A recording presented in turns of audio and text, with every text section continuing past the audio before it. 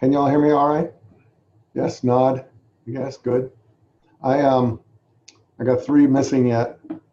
Karen's not going to be with us tonight. If you haven't heard, her dad did pass away today, I guess, and so she's not going to be with us. I sent her a note, and I'm sure she'd appreciate one from you guys as well. And Kayla's not going to be here for a different reason. Let's see.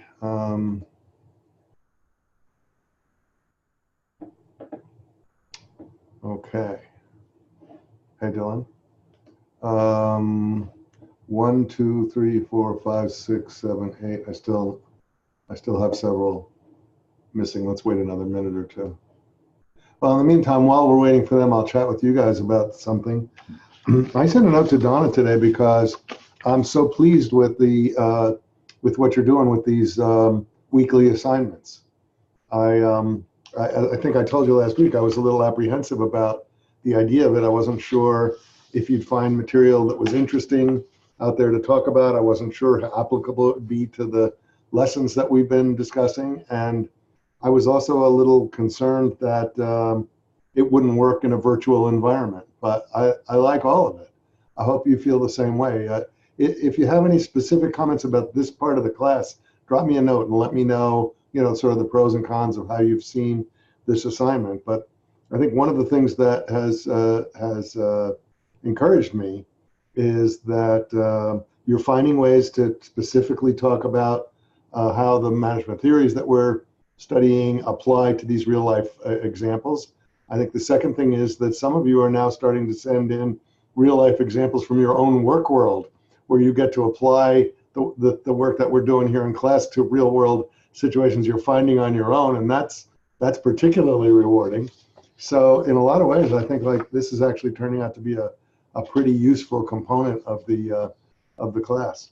I've done a similar thing. One of the classes I teach is crisis management, and that's a lot easier to give the same assignment on because, of course, every week there's 2 or 3 or 4 examples of somebody who's screwed up, and so there's plenty of material out there. And in a live class like that, and maybe I would do that with this too if we were together. In a live class like that, what I usually do is I'll pick one of them, have the student present the story, because of course, in crisis management, they're picking stories from wherever. So there's not a lot of overlap between the stories. Pick one of them, have the student tell me the story. Sorry. And then whiteboard the solution with the class brainstorming the solution, applying the crisis management principles that we've been studying to the particular situation. And so that works really well in a live environment. But as far as I'm concerned, so far, this seems to be working pretty well too. Hold on a second. I gotta just make a small adjustment to my screen here. Okay, I'm still missing Selena and Samantha, both of whom I expect. And I was going to start with them, but I think we better get started. It's 3 minutes after. Oh, there we go. There's one addition to our group. Welcome.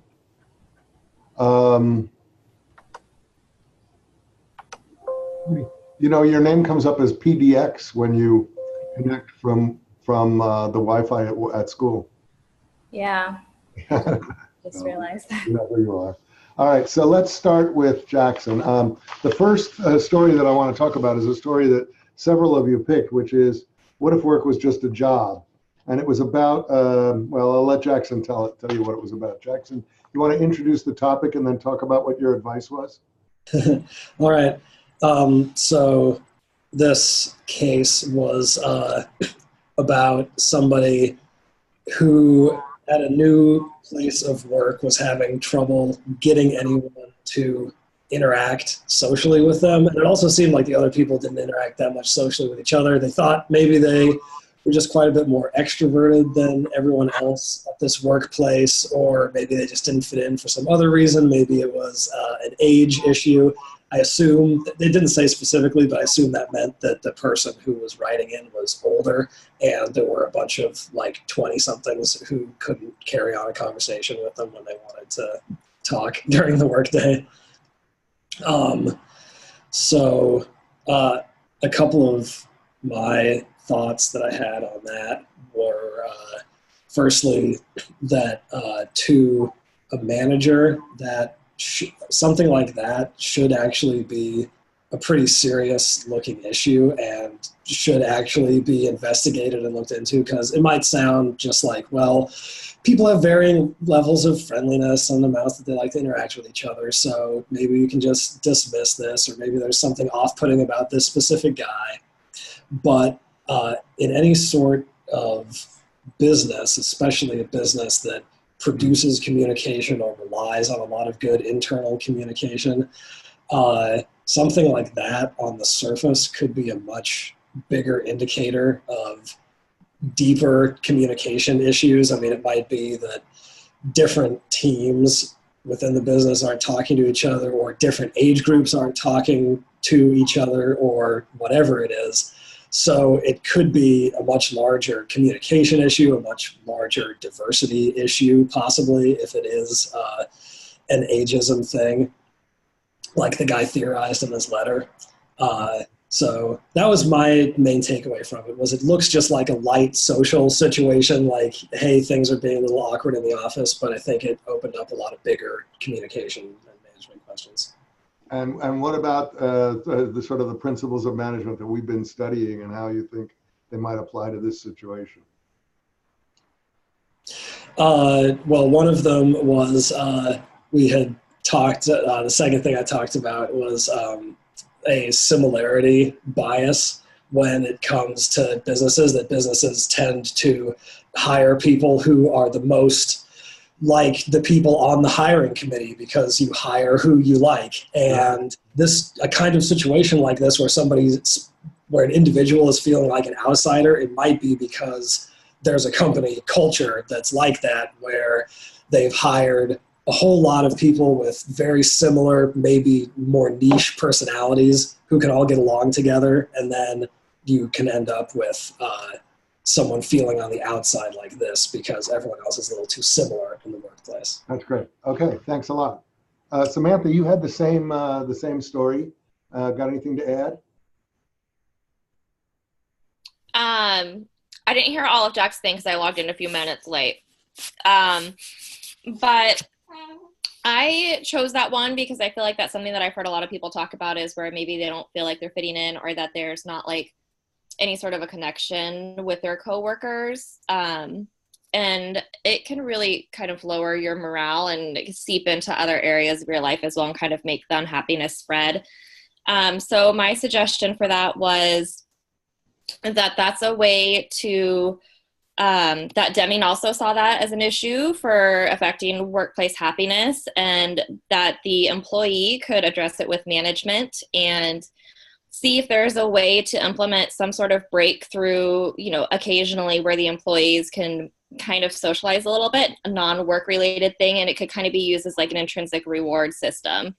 And that it can help strengthen the bond between the employees and the relationships, and that that overall, with Deming's theory, would help with the quality of work and the work production. Yeah, I think that's a good insight. I think that I'm not sure I would suggest, playtime together necessarily, but, team building kinds of exercises. I mean, because, Deming emphasizes teamwork so much that, some kind of team building exercises which engage everybody and allow everybody to participate equally would be probably useful. I know that, in a consulting environment, you got lots of opportunities to have teams, interact together in terms of, developing a recommendation to a client, or brainstorming a new idea or a new opportunity. And so those are places where people with different kinds of personalities can still come together and find ways to kind of bond a little bit. So, yeah, that's essentially what I was thinking. And then in my office too, we also kind of have it like, we celebrate each other's successes. So if there's something that someone's achieved, then we'll kind of get together and we'll just do like take a little break and do like a 30-minute like coffee in the conference room sort of thing, and just kind of have a moment to take a break from the work and kind of enjoy each other's company and socialize a little bit. Yeah. Okay. Thanks. Let's see. I was hoping Selena would be here, but she's not here yet. let's go on to Fanon. You had a different story to talk about. Yeah. So I had the one about the boss who loves to celebrate with wine and champagne. Right. So that one was interesting. I thought that I felt like while some work cultures celebrate kind of drinking at the workplace and like drinking on special occasions, I thought that it was kind of insensitive, being that it's a nonprofit. I think that's when you introduce something like that into the workplace, that's something I thought the boss should probably have a conversation with her employees about. I thought that, you just never know. I think some employees could be suffering or recovering from alcohol addiction, or know someone close to them experiencing this, and I felt like there needed to be more sensitivity on the boss's end. I thought the employee should bring this issue to the boss's attention, and like clearly state her issue, and telling her that it makes her feel, or her, they never even stated gender. Look at my bias just coming through. Telling the boss that it makes them uncomfortable, and maybe working with the boss to actively come up with a resolution so that all parties are happy, and that maybe there's occasional drinking, but not on a regular basis. And I thought that the boss should have regular one-on-ones with employees and create that kind of safe space for employees to speak up about things that make them feel uncomfortable at the workplace. So I don't know, that's kind of the gist of what I said. Okay, Mitch, I think you had that one too, didn't you? I did. And yeah, I agree with what Fanon said in terms of just speaking up for yourself. I mentioned in my written response, that perhaps other employees are feeling the same way in terms of the excessiveness of alcohol consumption in the workplace. And the article mentioned this particular employee found it excessive to celebrate every occurrence of a donation. It caused for celebration to drink in the workplace. And yeah, I just think it's a matter of speaking up for yourself. And we need to do that a lot more in all aspects of life, as I think a lot of this class relates to, not just within the workplace, but speaking up for ourselves within our relationships, in our lives, our friends, our family. And yeah, I mean, we all interact with people that do things that kind of irk us, and we're at work for 40 plus hours a week, and it's important to make sure that you express yourself and you let people know if they're doing something. You just have to do it in a mindful manner. Yeah. Do you have any other questions? Yeah, no, I guess I agree with you, and I think that Deming talks about driving out fear. Well, my sense of this boss is this isn't his only fault, right? In other words, this is a guy who's not in an open dialogue in the organization. He's not a guy who's driving fear out of the organization. A lot of things that he's doing that suggest, or she, we don't know, that are probably other signals that we've got a management issue here that needs to be dealt with. So yeah, I mean, I agree with you completely. Thanks. Dinara, want to tell us about your story? Sure. Because you took this from a different context.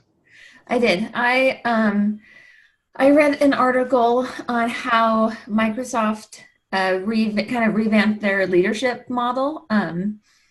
And so initially, leaders would come in, and Microsoft had these 8 competencies and behaviors that that should be had by leadership, and 5 things employees had to do in order to flourish, and over 100 skills that you needed to train on.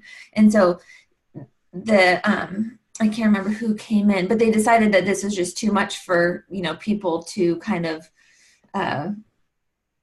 grab hold of. And so they ended up paring it down and revamping their leadership principles to create clarity, generate energy, and deliver success. So they wanted to come at it from how, I guess, a brain works. Like, so a brain can only remember, if you can state something within like 10 seconds, then the brain will remember it easier. And so if you created a more concise leadership model, then, if you wanted employees to use it, then they had to be able to remember it.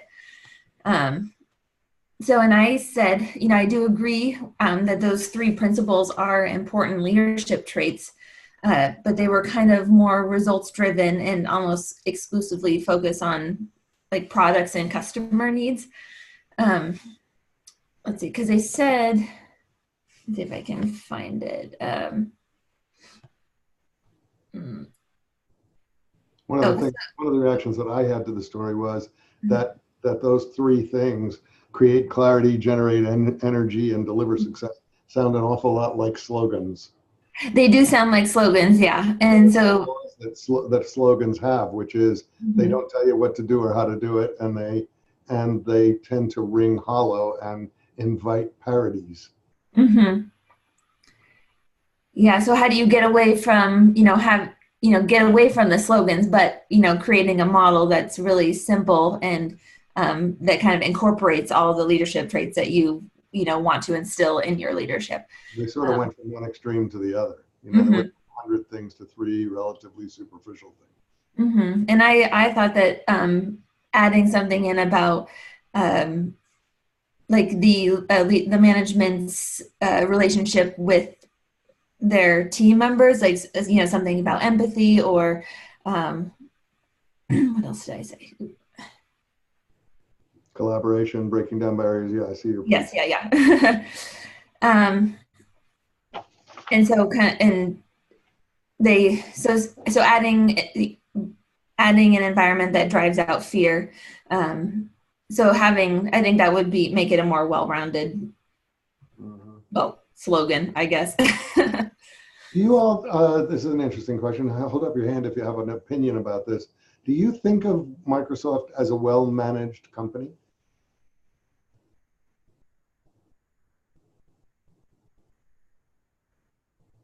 Jack? Mitch? I've lost everybody. I'm not hearing you, Mitch. Your microphone's turned off.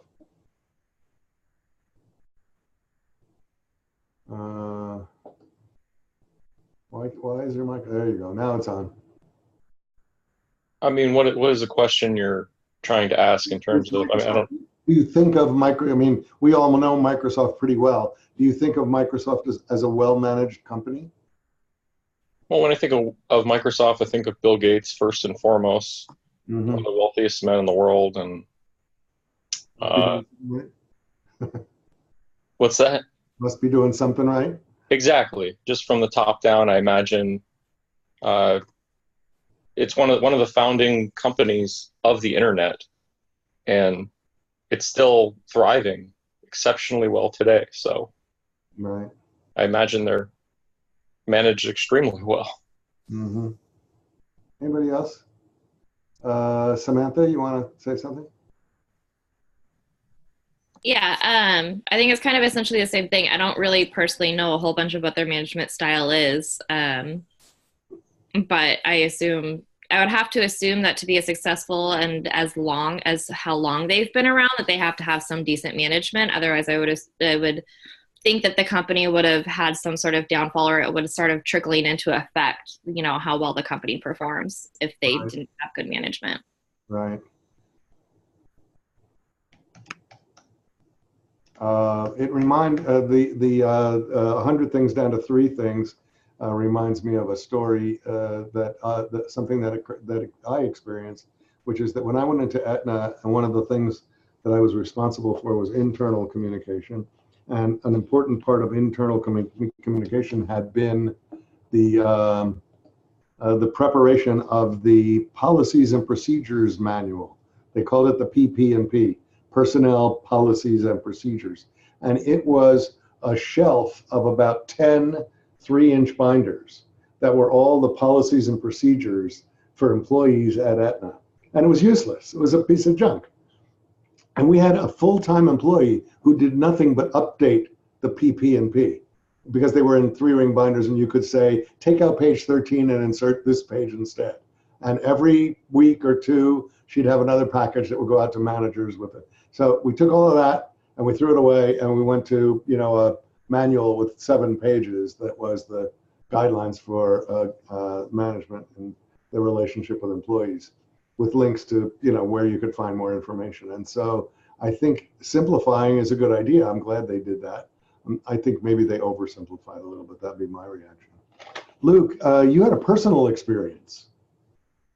Yeah, I was a creative director for one of my clients. We were doing these coffee bag designs, and it's been like hung up for 3 months. And I've done creative directing for projects and things that are small, but never one to this magnitude. It was really the first time I had somebody under me kind of taking direction, and we were able to get the work that we had been doing for over 3 months done in about 3 days. And it was very successful. And it was interesting to kind of try to think about this class when managing.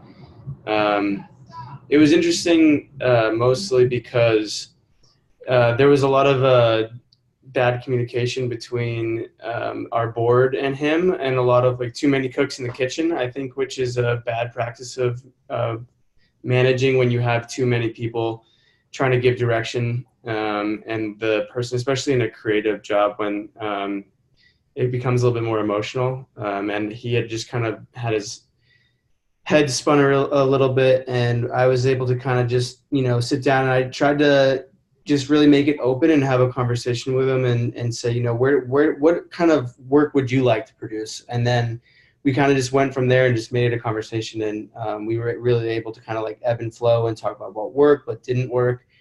And it was just really about opening up communications and kind of breaking down barriers, which is one of Deming's principles. Well, you talked about breaking down silos. Yeah, yep, exactly. What was that about? What was it about? I mean, what kind of silos did you have to break down?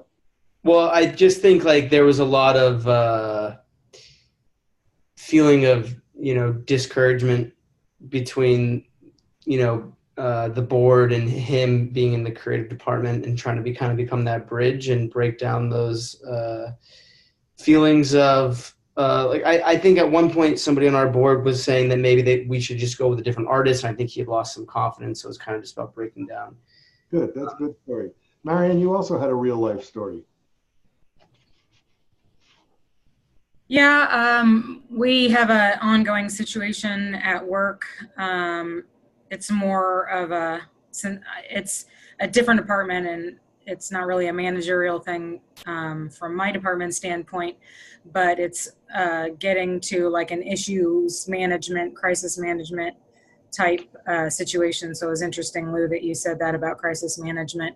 But anyway, we have an employee who is, she's very active in the CERT. Do you guys know what that is? Emergency training for communities. So if there was an earthquake or whatever. Anyway, so she does all these great things, but she loves being known as a person in the know. She knows what's going on. She uses her personal Facebook page to post alerts from police and things like that. But she's also participates on a Facebook page that is just sort of community news in Monmouth and Independence, 2 very, very small towns. And anytime something happens on campus, she gets on that community site for Facebook and just sort of randomly spews non-facts and things that make the university look bad. They're almost always completely blown up and completely out of context, and messaging that in a million years we would not want to have out there. So let's just summarize and call this a performance problem. Right. So I mean, if I were in our crisis management class that we had last term, and Kelly asked us what this was, I would say this is employee sabotage. Yeah. Because she's basically, in order for her to find a little self-aggrandizement in being considered, an important person who's in the know. She's basically throwing the university under the bus, and it makes it really hard to control messages. And so what's the right path for management to take in a situation? Well, I mean, I presented a couple of options. It still happens all the time, and since I'm not her supervisor, I'm not sure if any conversations have ever been had about it. But I mean, at the very least, I think someone should point out to her that she's using state resources, i.e. the computer that she uses, and state time, because she does this during work hours. So move your observations up a level. So in other words, confront it directly. Mm-hmm. Confront it directly. What else? Right. I think she needs to be shown how her actions are detrimental to the workplace. And really, I mean, this is, I guess, to get back to Deming, it's kind of about her intrinsic motivation, and her intrinsic motivation is self-aggrandizement. So I think someone needs to show her how that is damaging ultimately. Great. Okay. Let's do one more. Dylan. Dylan submitted one about his friend Jacob. I hope it's not really about you, Dylan. No, it's not about me. So my friend Jacob is actually a store manager at JCPenney's, and essentially what happened was over the course of the holiday season, the general manager of the store left to take another job, and the corporate management decided that they wanted him to step in as the interim general manager just for the holiday season, though. I think at the core of the issue, at least how management handled it, was centered around a short-term planning approach in which communication was not very utilized throughout the process. And so throughout the month of December, he was in a state of kind of fear and uncertainty about whether he would continue as the general manager after the month of December ended, what his next step would look like, and after they replaced his previous position, whether he would still have a job at the end of this month. And I think it was just poorly handled in a way in which there was no expectations communicated to him about what the job looked like, what quality in his current role would look like throughout the holiday season, and just looking forward how he would continue to sustain his future with the company after this temporary kind of placement was finished. Sounds like he wasn't managed at all. No, it wasn't. It was just kind of like, well, you're here, why don't you do it? And then 30 days goes by, and there's still questions about whether he's going to be let go from the company as a whole. Oh, so wait, but more than 30 days has gone by now. Has he still got his job? He is, yeah. They actually, it was a strange situation, but they hired him back in his previous position, hired a new general manager, and basically created a lateral position for the previous person. Interesting. Okay. Well, thanks, guys. That's all great stuff. Let's turn our attention to tonight's subject, which is, let's see, slideshow. It keeps going to the second slide. Well, there we go. Everybody see it all right? Yes?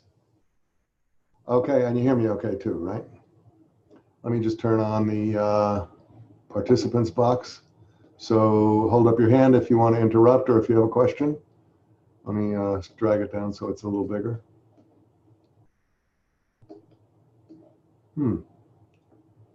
Okay, that's as big as it gets.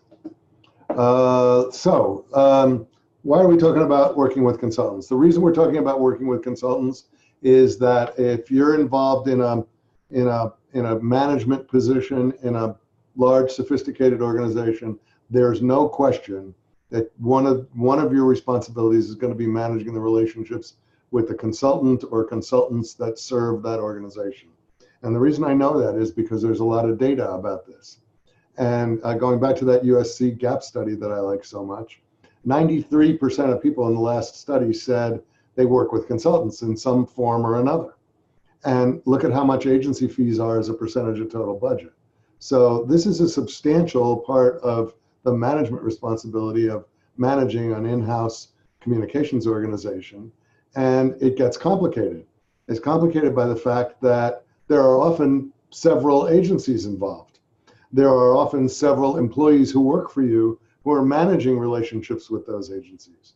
And so, you know, if the average is 4, then you got to expect that keeping an eye on this, understanding how to do it well, is a really important part of management responsibility when you're working in the in-house function. And of course, we're going to spend some time talking about what it's like to be on the other side of this table. And, you know, Mitch, to your point about lessons that can be applied in your personal life, when we're together for the last class, we're going to spend a fair amount of time talking about negotiation skills. So because part of this, the success, and we're not going to talk about that too much tonight, but part of the success of managing consultants and part of the success of being a consultant is knowing how to negotiate with each other when disagreements arise, because inevitably they do, right? One of the main ways that consultants are used by in-house organizations are what they call arms and legs. That is an extension of their staff. So could somebody tell me why they think that in-house departments use outside firms, outside consultants to supplement their staff? What are some of the reasons why that happens?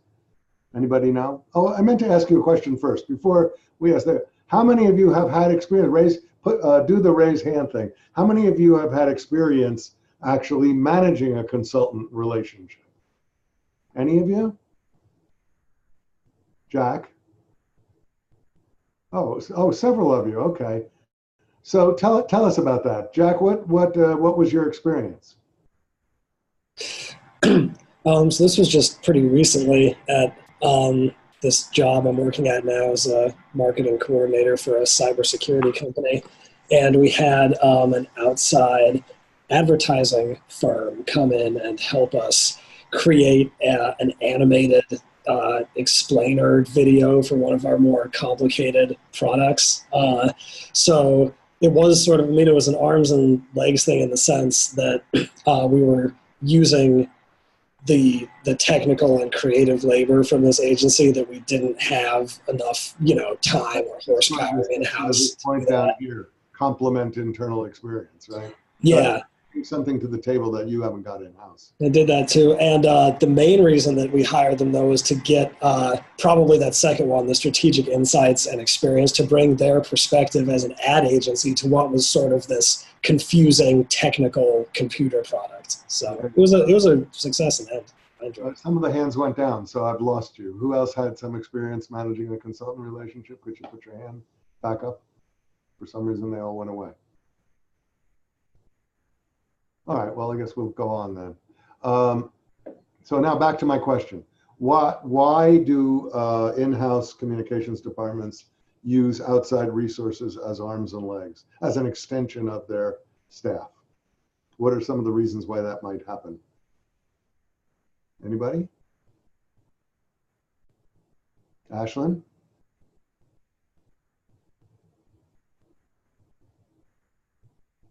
Ashlyn, you might have forgotten to unmute your mic. Oh, no, you didn't. I don't hear you, though. Something's wrong, Ashlyn. There you go. Now I hear you. Can you hear me? Yes. Okay. I think it was my headphones being in. So I think if the team itself doesn't have the capacity to take on a project, it can be helpful to outsource it to others who have that time. Peak load capacity, right?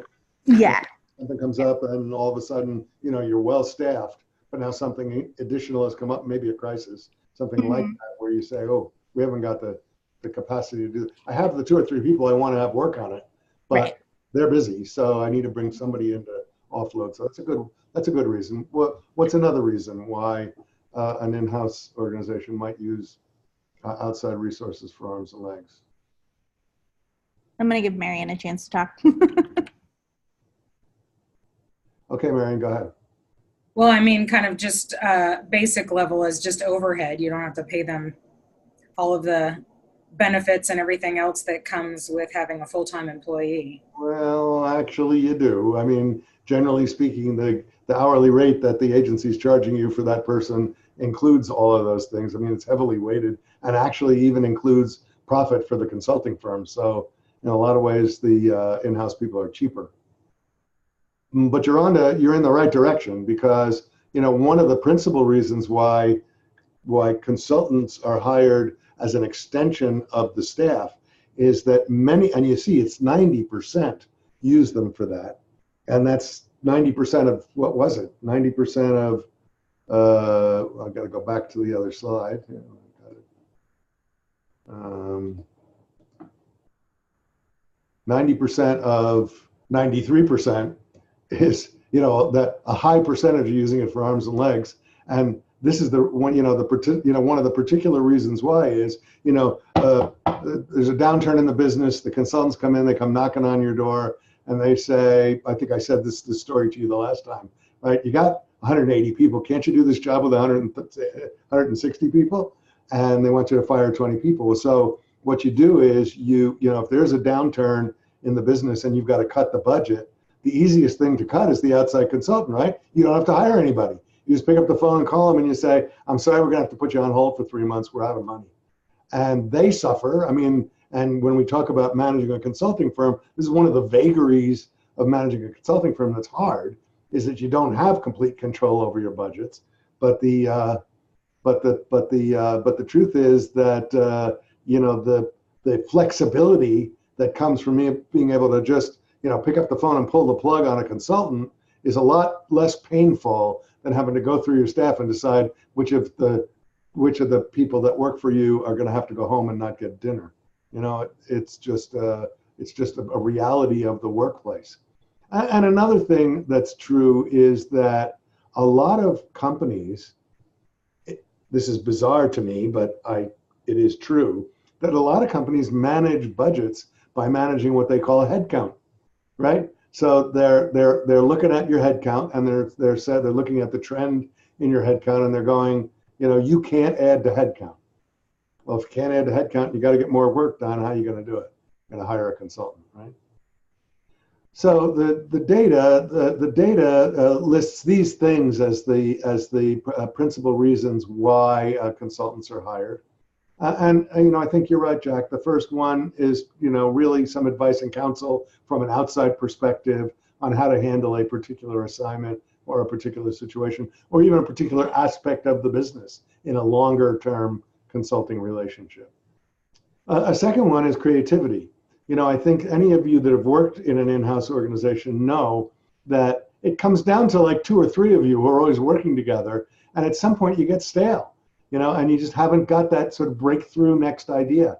And you go to a consultant, or especially if you go to a number of consultants, they might have 30 or 40 or 50 people working in the office that's serving you, or maybe even more. And so they've got the resources to be able to pull people together, give them a creative brief, tell them to think about something, and develop ideas that you wouldn't necessarily have thought of. Another aspect of consulting is that consultants oftentimes specialize in particular fields. And so you may have if you're working in healthcare, for example, you may have a consulting firm that has particular insights in how to deal with the FDA, right? And so that firm's had experience in working with drugs that are in the pipeline and how to advance them through the pipeline, how to work with the FDA to get approval. And so that's a third-party relationship that you'd obviously hire from the outside if you needed it, when you needed it.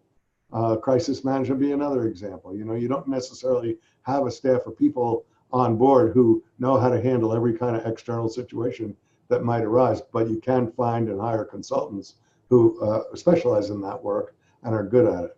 A third example would be deals. Working on financial transactions. Your company's going through a merger, or your company's going through, a consolidation of some sort, or starting a new business, or ending a business. And there's consultants that work specifically in those fields, and the relationships and the experience that they have would be particularly useful.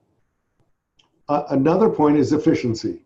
So when we're talking about efficiency here, it's sort of ironic, because if you think about it, if you hire a consulting firm to work for you and you've got an average staff salary, say, of $70,000 a year, right? Do the math on what that is an hour at 1,800 hours. I'll do it for you right now. 1800 divided by, or 70,000 divided by 1800. 70 divided by 1800 is $38 an hour. Well, there's no consulting firm in the world that charges $38 an hour. You know, at a minimum, the lowest priced employee in most consulting firms is going to be over $100 an hour. So how can it be efficient to hire a consultant if the same employee that you would hire would work for a third of what the consultant would work for? How could that be efficient?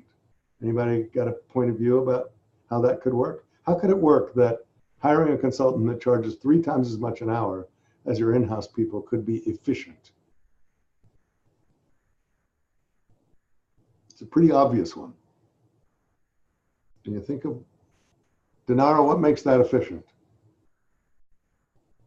Because the consultant specializes in their work, and so it would take them a lot less time to do something than if the in-house person might have to learn how to do it and then, and then complete the project. So it would take them a longer period of time. That's good. That's one of the reasons it might be more efficient to hire a consultant. What else? Anybody got another angle on that? Hello? Okay, Samantha. Oh, that was you. Yeah, go ahead, Samantha. Yeah, I guess kind of along the same lines, that's really the only thing that I can really think of is hiring the consultant. You're only going to pay them for the very specific amount of time that you're using them, whereas when you have an employee, you're paying them the 40 hours a week salary. That's absolutely it. It's, you can turn the faucet on and off, right? And so when you turn the faucet off, it costs you nothing. And so that's a way, if you have a specific test that's going to take a specific amount of time, much more efficient to hire somebody outside in a consulting firm to hire to do it than it is to do it yourself. Okay, so those are some of the ways that consultants are used by in-house organizations. There are some more specific things that I want to talk about. One is that sort of the classic assignment, particularly for a PR firm, which is, that's my orientation. The classic assignment for a PR firm that works really well is help us go sell this product. Design, develop a point of view, develop a strategy, develop a tactical plan for marketing this product, and go do it. And let us know how it goes, right? In other words, well-defined projects, particularly in marketing communications, are very nicely handled by consultants. Consultants can succinctly analyze the target audience and bring some insights to the job. They've got the experience, if you hire the right ones, in branding and in the category, and they're very good at managing projects, right? And so program management, where in-house this would be a real difficult, constantly disruptive, distracting assignment for staff to do. If the assignment is go run this marketing communications program for this brand, here's the brief, come back and tell us what you want to do, we'll approve it, you go do it, and then tell us how it worked, right? And those kinds of assignments can be offloaded to consultants, and you don't have to think about them every day, right? Obviously, the consultant's going to keep in touch with you, but there are lots of things like this big event down here that's going on. I don't know what that is exactly, but where a consultant can really be helpful. Big companies, big brands often do things that are related to sporting events, and there's companies that are really good at managing the hospitality and the sponsorship and the getting the most out of the sponsorship of a sporting event. And so those are things that are well handled outside in the marketing arena. And finally, consumer education is another place where there's an ability to really compartmentalize the project and then send a team out to work on it. So, and this is very often done in the pharmaceutical business. So lots of drug companies use patient education as a vehicle for establishing their presence in a particular category. So if you're Eli Lilly and you've got a patent on the most widely used and powerful diabetes drug, right? And diabetes is a disease that's frequently not diagnosed. You know, something like 2 out of the 10 people who have diabetes know they have diabetes. It's a hidden illness. And so you can hire a firm to go out and do disease education to try to, you know, get people to learn the warning signals of diabetes, to, you know, and stuff like that. And that's a nice packaged assignment that can be offloaded, and you can think about something else. So these are some of the ways that in marketing particularly, outside consultants can be helpful. In corporate communications, it's a little different, because in corporate communications, well, you still do have what you might call branding programs, you know, these reputation management programs that are, you know, trying to enhance the brand, especially in companies where the brand and the product have the same name. You know, it's a little easier. Like Johnson & Johnson, for example, they do a big corporate reputation program around building relationships with nurses. And so they give awards to nurses. And that's a program that gets offloaded to an agency, and they go do it, and they run the whole thing, and management just have to show up for the awards ceremony, and everything's fine. But in corporate work, generally, it's much more specifically expertise oriented, right? Like we were talking about in the 2 slides ago, that here it's because there are people who have specific relationships, specific financial expertise, specific technical expertise that's appropriate to the job. And so, you know, like hiring a speechwriter is a big deal. You decide to hire, I mean, first of all, how do you hire a speechwriter in a large, complex organization who has to write speeches for 7 executives, right?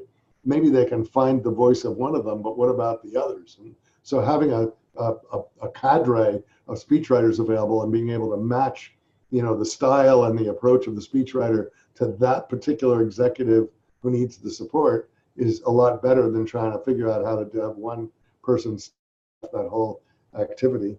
And also there's some big stuff that goes on inside that's really disruptive, like producing the annual report.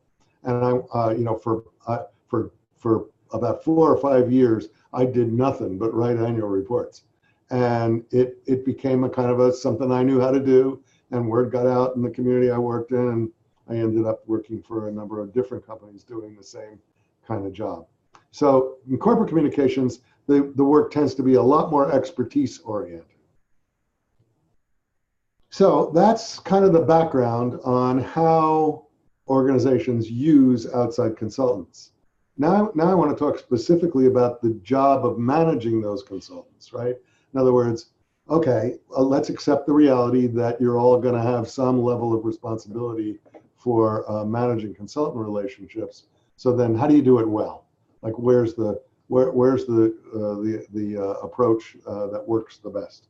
And again, there's a fair amount of data on this subject, and so and I have a lot of experience with this. So I have some confidence to say to you, this is the way it's done well right now. And the first is the creative brief. Have you guys had any? Did you guys see that, Marion? I made the same mistake I told you not to make. Have you had experience or teaching in this program about a creative brief, about what a creative brief is and how it's used? Is that something that's been covered in the program? Yes? No? Yes, Jack? Okay. So, you know, we'll talk a little bit about what a creative brief is and how to use it, but certainly the first step in briefing a consultant is to have a nice, tight definition of what the assignment is, what the expectations are, what the evaluation is going to be, and so forth, all the elements of a creative brief. The second would be to I'm going to talk about each of these, give the firm some exposure to the organization, develop a way of making proposals that's consistent and uniform, doing the work, analyzing the results. So this is the structure for a successful agency-client relationship from the client's point of view. So let's talk about each of those. So if you've learned about creative brief, you learn that this is the place where you create alignment between the consultant and your organization, where all aspects, this is obviously from a PR point of view, but all aspects of the assignment are defined and assessed. And generally speaking, is the way to set the project on a path that's going to lead to success.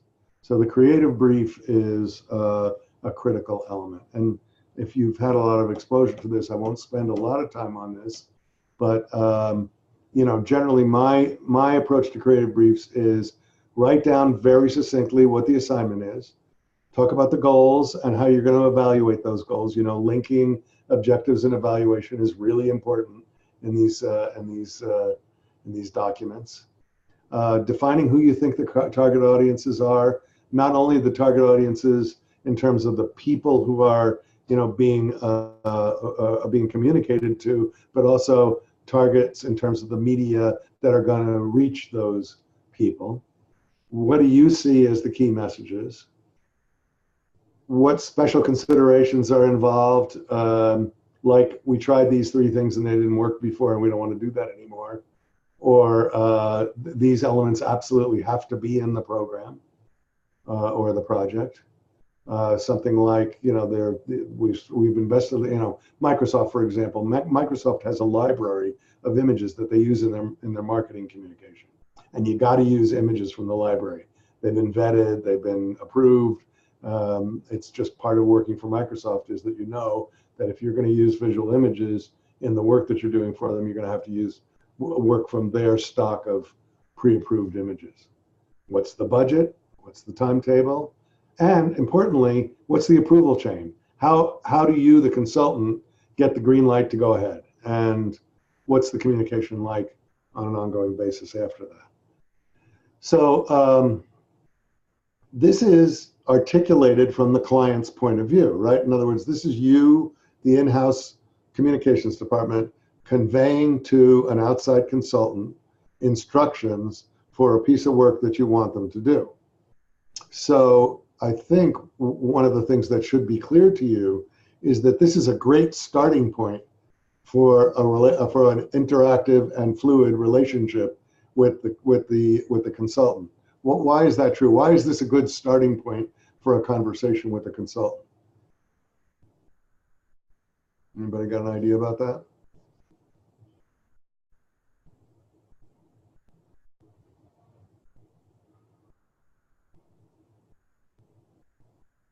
Ashlyn?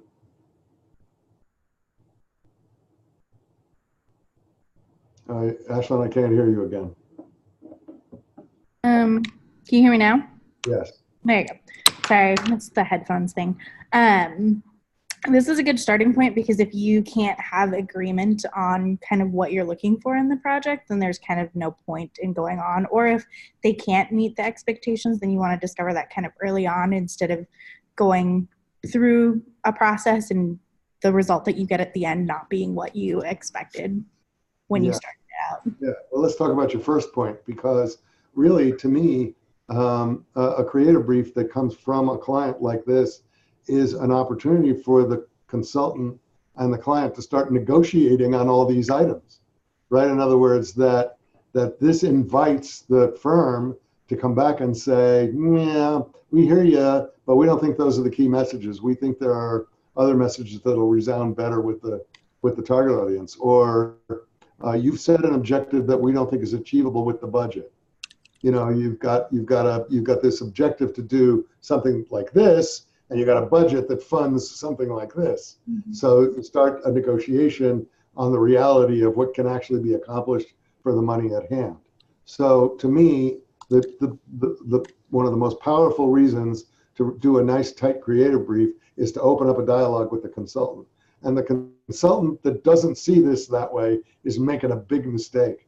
And when we talk about managing the in-house function, one of the things we're going to talk about is training teams to be able to have these candid conversations with clients. Because the worst thing that can happen in a consultancy is that the client defines an objective that's up here with a budget that's down here, and you're expected to achieve the objective. And since you know, most of the kinds of assignments that come to consultants, actually tightly defining the scope of work can be very difficult.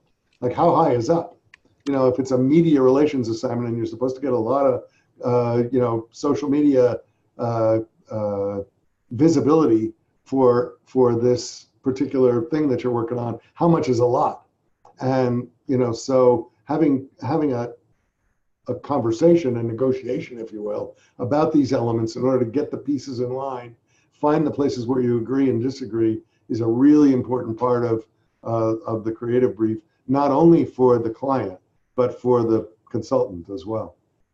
So that's, to me, that's the most important part of a nice tight creative brief, is to open up the dialogue with the consultant to make sure you're on the same page and make sure that you're in agreement that the work that you want to get done can be done for the budget and in the timetable that the client is requiring. Okay? So that's the creative brief. So from the consulting firm's point of view, now they've got a clear roadmap. In other words, they understand exactly what needs to be done. They can go do it. And as Ashlyn was saying, it's an opportunity to create alignment. And the other thing is that, you know, you've got a client contact person or two who's interacting with the client on the brief, but they've got to come back and then tell the team, you know, what the job is and what the requirements are. And so the brief becomes a vehicle for good communication between the people in the room at the client and the people in the room at the agency and the rest of the people who are all involved in the process. So then, okay, so that's the creative brief. The second step in a successful relationship is giving the consultant access to your organization, giving the consultant the opportunity to really understand not only what it is they're working on, but who the people are that they're serving, what their personality's like, and what their strengths and weaknesses are, what their point of view is about the assignment. And so whether it's a single briefing session or a series of visits that take place over a period of time, having the firm come into the offices, have them interact with the people that they're serving in the organization. So if you're in a corporate communications department inside a large complex organization, you have internal clients. And I think, you know, one of the things that I talked about when I talked about skills and abilities of successful managers in in-house communication, I talked about don't be the eye of the needle.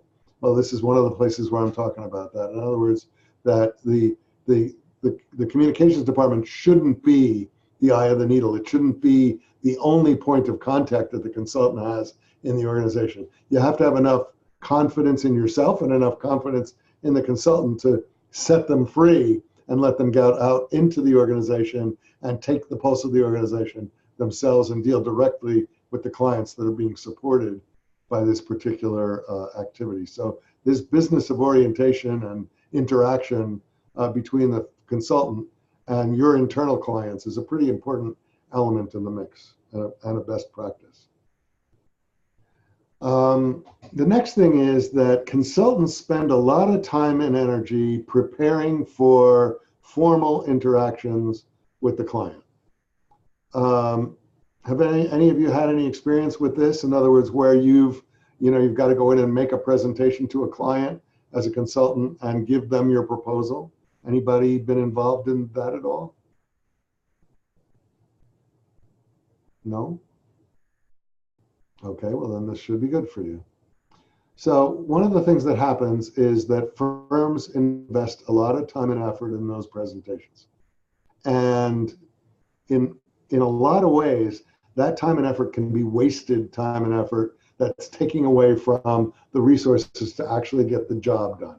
So when you've hired a consultant and you've got a relationship that you're building, the best practice in terms of how you manage the interaction between yourself and the consultant is to develop a standard proposal format, a standard way that you expect the consultant to interact with you. And this is an outline of one standard way to do it. You can invent your own, but the idea would be that the interactions in terms of the presentations between the consultant and the client follow a structured approach and also a structured way of delivering it. So, you need to make rules about, for example, I worked at IBM for a long time, and IBM only allowed you to make presentations on those, what do you call that?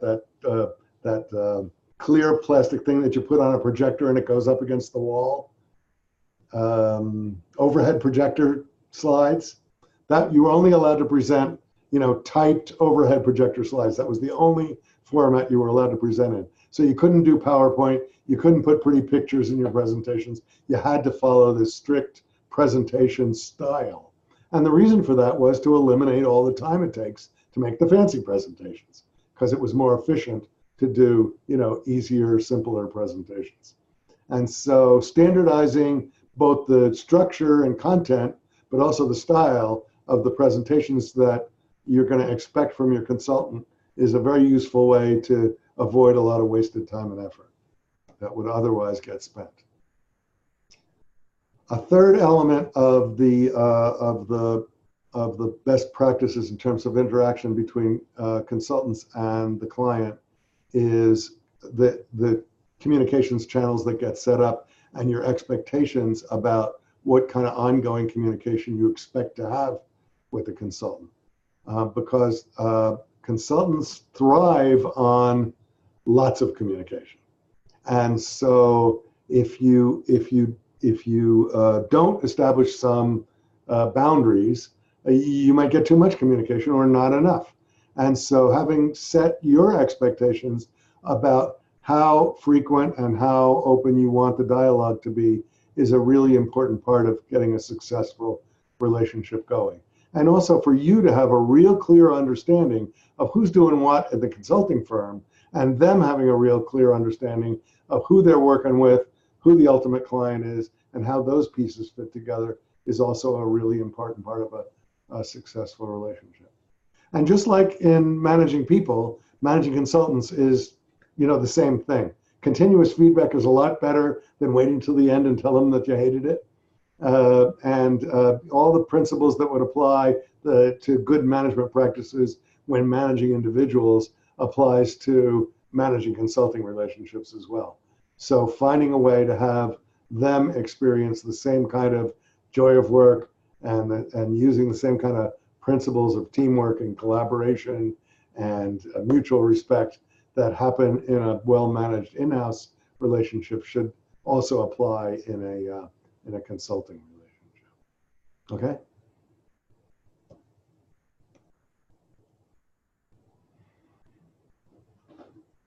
One of the things that I know is a problem in the communications world is success metrics. Really establishing, like, how do we know if it was good or not, right? Because counting stuff is not a very useful way to evaluate the success of a communications program on the one hand. So, outputs, well, those are useful to measure, don't really get to the question of impact and success. On the other hand, generally speaking, when you're working on a particular assignment, there's so many intervening variables that it's almost impossible to say, this worked well, unless you've really worked hard to crank down on what the metrics are up front and reach agreement on them. Because, for example, if you're doing a marketing program, you may find that the marketing program that you undertake happens when there's an unprecedented amount of marketing activity from a competitor. And so your program doesn't work as well as you expected it to do because the noise level from the competitor drowned out some of your work.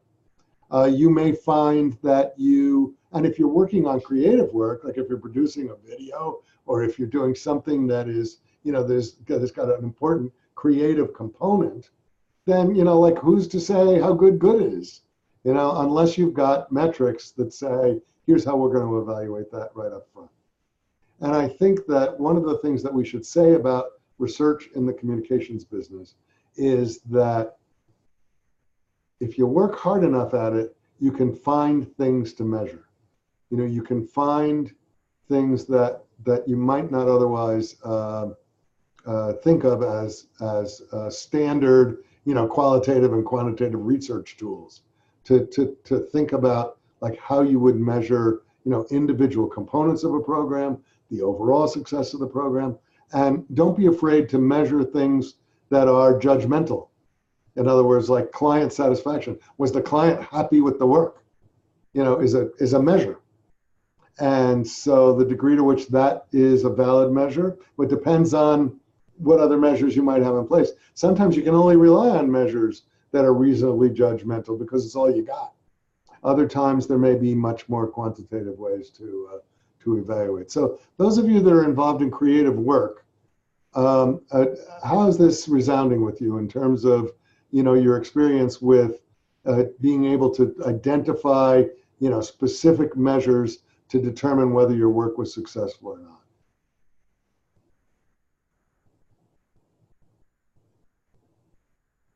Jack. Well, we track a lot of stuff since most of the communication that I do is digital and most of it is over email or over social networks. That is one area of communication where it is really easy to at least track. You still can't track those qualitative things like change in people's attitude or exactly how engaged they are. But between being able to see, microscopically exactly how they're moving around on your website and what they're clicking, how long they looked at what part of a different email and what they clicked on, and all the stuff that you can track on social. There's a lot of actual numbers to capture, but then turning those around to, okay, how do we, what's the equation that makes this turn into the single number, and we can say it's going up, our engagement is increasing, it's going down, our engagement is decreasing. That part is still really hard. Right. Well, yeah, that's right. I mean, social media is a great trap because there's so many metrics that they can be overwhelming. And in the end, did you really improve engagement or not is a difficult thing to show. I think the same thing's generally true for, marketing programs where, obviously the client would like the ultimate decision to be, the ultimate metric to be, did we sell more, right? But you generally don't own all the pieces of what is involved in selling more, including all the other P's in the marketing mix, like did they price it correctly? Did they get distribution? All the things that matter above and beyond the marketing communications. So yeah, I think that's a good example. Anything else about metrics in terms of your personal experiences with how to evaluate or measure communications programs you've been involved in, or the lack thereof? Anybody? Marion? We track changes in enrollment at the university to try to gauge whether our communications efforts towards recruitment have been effective. Yeah, but don't you have the same problem that there's so many other variables involved in enrollments that you really can't be held responsible for whether enrollments go up or down? Not necessarily. We tend to do very, very specific targeted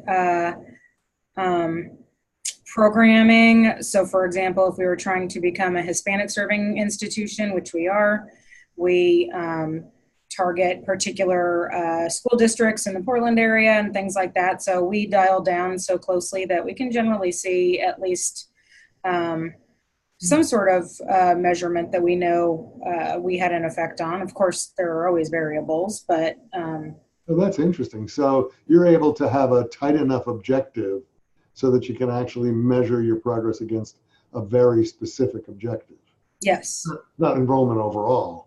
It's no, not overall university enrollment. There's so many factors in what affects enrollment, but by targeting particular populations, we're pretty effective. Anybody else want to comment on how their organization uses metrics to evaluate success in your job?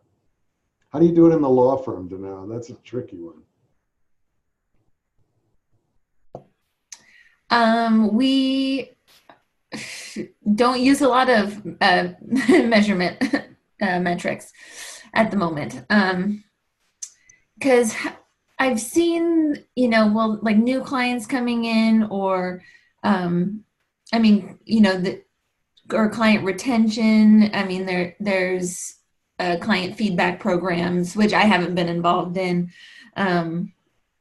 or, you know, rates, like measurement based on rates and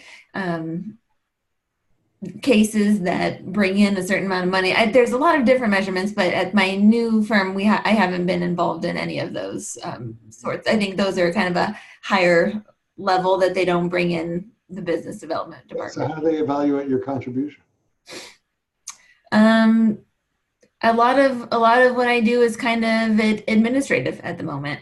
So yeah, a lot of just like event planning and, you know, creating documents and that sort of thing. So if they're happy with what you did, then that's the evaluation that they use, right? Yeah, and I think a lot of attorneys also don't really know what we do. So I've started to, at least keep track of what we do. So if they ever wonder, we have this. Client satisfaction is a legitimate metric, I guess. Mm-hmm. Anybody else? How are metrics used in your workplace? Nobody?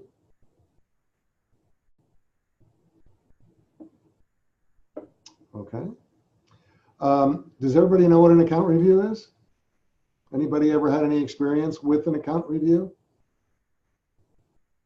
Okay, so these are generally initiated by the firm, but they can be initiated by the client as well. So this is an example of a formalized evaluation of the overall relationship as it relates to a particular assignment or a particular period of time. So you might do with a client who you've got an annual retainer with, and you're doing a variety of things over the course of a year. You might do an annual account review, just what you might call a temperature check between yourself and the consultant. If it's a specific project, it's even easier to do, because at the end of the project, you can do a review and take the temperature of the relationship on that particular piece of work. So here's how it works. The way an account review works is that you actually do a formal questionnaire. You know, you write down the various elements of the effort in terms of both the qualitative and quantitative aspects of it. In other words, did the consultant do what they said they were going to do? Was there good lines of communication? Was the result what you expected it to be? In other words, you could lay out the components of the project or the relationship and then ask the team at the consultant very specifically to give you feedback on their opinions about how that went. Your team in-house does the same thing, usually including your in-house client in the process, right? So now you've got a report from the client, a consultant, you've got a report from the, and then somebody sits down, usually the consultant, if somebody sits down and pushes all that together and does a presentation saying, here's the areas where we agree, here's the areas where we disagree, and now you can have a conversation about how it went, about what the consultant's perceptions of what went right and wrong were, what the client's perceptions of what went right and what went wrong, and then have a useful conversation about how to rationalize those things and maybe how to make them better the next time, right? So that's when I say capture learnings, I'm talking about capture learnings in managing the relationship, and also capture learnings in terms of managing the work. Like, what did we learn about the work from implementing this project that we can apply to the next project? That phrase, capture learnings, is a classic Procter & Gamble phrase. Like, everything they do, they analyze with this kind of, work in order to build a body of learning, a body of knowledge that can be applied over and over. So, and the reason for that is, if you think about it, so I don't know if any of you have ever had any interaction with a big packaged goods company, but a big packaged goods company like Procter & Gamble has a brand management system, right? So they bring in young people, relatively inexperienced, or maybe not experienced at all, to become assistant brand managers. And they work on the kind of day-to-day implementation of the marketing activities that are related to the brand.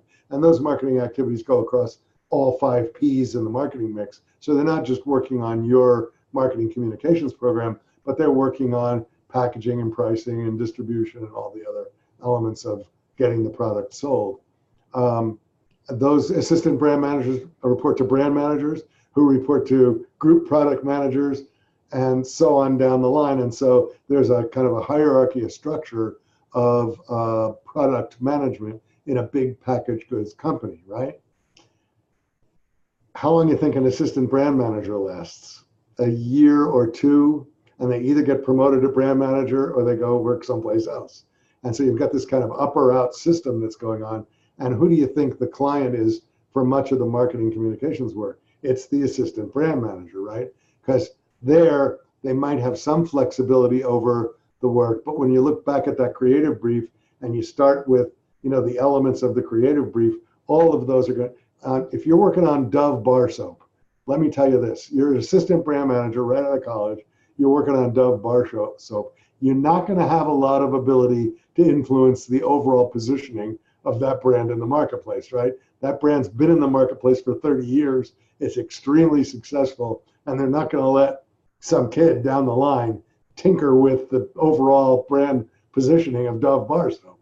That's something that's been really, again, by capturing learnings over time, Procter & Gamble's learned this is the way you sell Dove bar soap. So having a disruptive program idea is probably unlikely that the assistant brand manager is going to be able to champion that on the Dove bar soap brand. So your brand managers turn over frequently because they're all in a pipeline to get advanced through the marketing organization at Procter & Gamble, or they don't succeed and they go work someplace else. But either way, you're always training new clients. You're always developing relationships with new clients. And so in an organization like that, having learnings from previous work that you can use as a teaching tool to get the new person up to speed and have them not reinvent the wheel on what's worked and what hasn't in the past. The account review is a really good tool to do that, because once it's done, it's in the file. You've got something to lean back on and say, well, listen, the reason why we have that approach, or the reason why we took that approach, is that we've learned from past experience that this is the successful way to go. And you can use the account reviews as a vehicle for documenting that. So account reviews are really good. They're healthy for the relationship. They're scary, especially for the consultants. You know, they can be a little scary because, you know, you're going in there to both talk about the things that went well and the things that went badly. So just like interacting with an employee face to face on, you know, a performance problem can be difficult, it's healthier to get those issues out in the open, talk about them together, and move on from there. So account reviews are a really valuable consultant relationship management tool. And of course, the best way to do them is sort of continuously. In other words, a little bit like Deming's approach to performance appraisals, right? You don't wait till the end of the year and then say, you know, we've been unhappy with you since June. That wouldn't be a good idea. Okay, let's see. So this is what I got. I think it's safe to say that, you know, at the level that we're talking about training you for, managing consultant relationships is going to be an important part of your responsibility. And so doing it well is a critical success factor for you as a manager in the communications business. And so look at those cornerstones for success. I hope by now they look familiar to you, because they're the same as the cornerstones for success in managing your relationships with the people that work for you. And I guess what I'd say is that I think that well-managed client relationships are tremendously rewarding. When in your work experience, what you'll find is that when you've got a consultant who's working very successfully for your organization, is proud of their work, is winning awards for their work with you, is using the work with you to help grow their business, and that you're feeling like, you know, this very positive relationship, which you've managed successfully, is helping not only your organization, but theirs too. That's a really satisfying work experience. And I think you'll find that it's a real joy when you're doing it well. If you're doing it badly, on the other hand, or if it isn't going well, it can really be gut-wrenching. It can really be difficult, because it's important to you that they succeed, right? Because if they succeed, you succeed, right? And so if they're not succeeding, it's a problem for you, and it's a problem for them too. And when the relationship becomes strained over, difficulties in the way that the relationship is being managed, everybody loses, and it's no fun. And so for either side. And so, as I say, done well, it's a joy. Done badly, it can really be a pain in the ass. So you want to. This is a skill that you want to, be able to hone over time and do really well. One of the things I want to mention about that is that I left consulting. I'd been the managing director of Ketchum in New York, and I left consulting and became the head of corporate communications at Aetna. And so I went from being the head of a consulting firm to being the head of the client organization, which was the biggest client of 2 or 3 different consulting firms, with big budgets.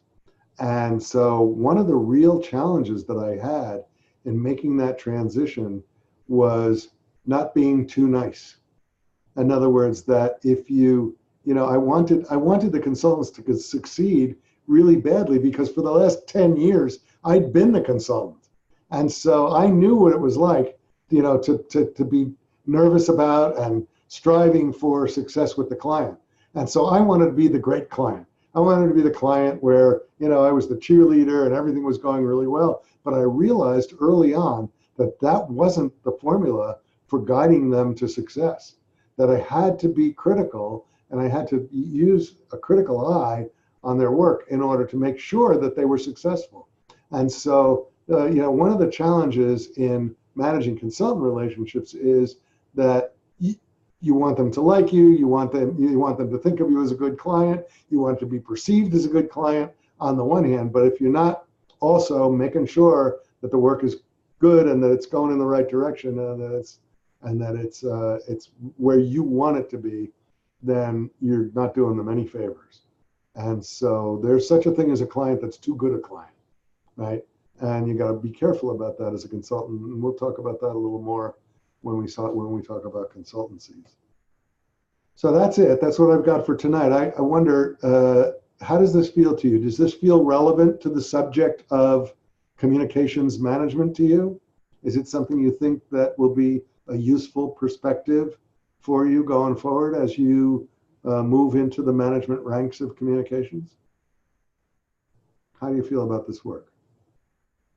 Those of you that are consultants or that are working as consultants, how does this feel as guidance for the clients that you've worked for and have had experience with?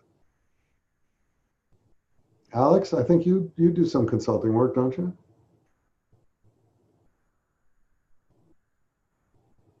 Alex, you have to turn your microphone on. I can't. Yeah, sorry, I was trying to find a way to do that. No, I don't do any consulting. From what I can tell, it rings pretty true for the people we work with. I just haven't personally been in a position where I'm managing consultants, but I know we use them all the time at work. So, Mitch, what about you? Well, I think all this information will apply. I'll be able to understand it more once I'm working in that kind of environment, because to me it's a little foreign. That's all I can say on the topic. Dylan, you're a freelancer, aren't you? Yeah. So at the agency I work at, we utilize consultants for a couple of things. One of them is SEO. And so we have weekly calls to sort of gauge the metrics of what they're producing in terms of reports. A lot of them are generated specifically based on goals and objectives that we sent them ahead of time. But most of the time, they sort of lead that conversation in giving us what the new opportunities look like on a day-to-day basis and how we should change our own goals before communicating back to the client. Oh, that's good. So our consultants actually don't ever talk to the client directly. We're working with them and sort of getting their feedback as an ongoing kind of symbiotic relationship to help grow our advertising. But because they're they're managing a technical aspect of the communications. They're not. So the domain would be the closest they would get. Yeah, they're not doing positioning or target audience analysis or anything. They've got a specific job to do, a task. Mm-hmm. Yeah. That's a little different. Yeah. Anybody else? Who haven't I heard from tonight? Dinara, how about you?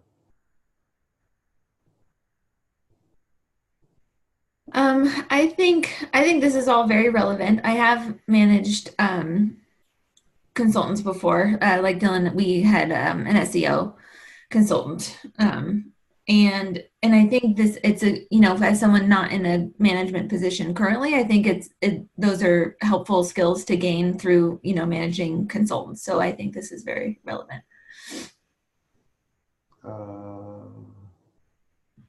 Kayla? Oh, Kayla's not here. Anybody else? Okay, well, I hear you. I can tell you for sure that I know this will become a substantial part of your responsibility at some point as your career advances. And I hope that this perspective, in addition to the perspective of managing employees, is something that you'll find useful going forward. So thanks, that's it for tonight, and I'll see you next Wednesday. Let me know if you have anything you need from me in the meantime. Good night.